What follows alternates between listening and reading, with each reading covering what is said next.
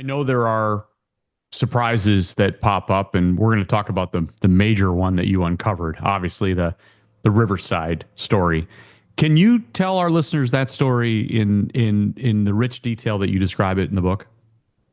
Well, the story had always been that AJ had this terrible crash in a stock car at Riverside, 1965, went end over end. His brakes had failed.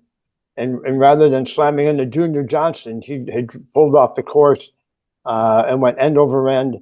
He ended up hanging in his seat. And supposedly, as the story had gone that I had always heard, the first medic who got there said, "Don't bother, he's dead."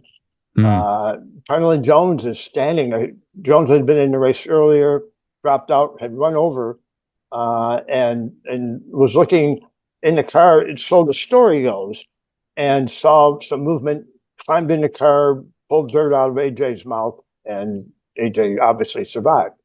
In doing some research, it turns out that story just wasn't true, and nonetheless, and Parnelli Jones says it's not true. And really, it was in one of Parnelli's bios that I first saw this.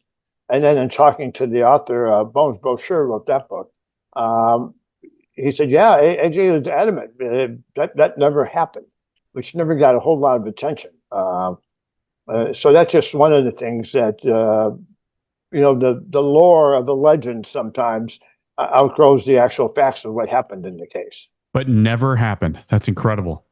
Parnelli says, I was there. And even you go back and see the reporting from the day. None of the stories from the day had any mention of Parnelli Jones climbing in the car and pulling dirt out of his mouth. And certainly if that had happened, somebody, whether Bob Thomas, I don't know if you remember Bob Thomas, of course, Nissan PR guy, was the reporter from the LA Times at the time. And he was with Parnelli. They rode over on a scooter together to the accident. And he's the one who wrote the story. No mention of Parnelli Jones. So obviously it never happened.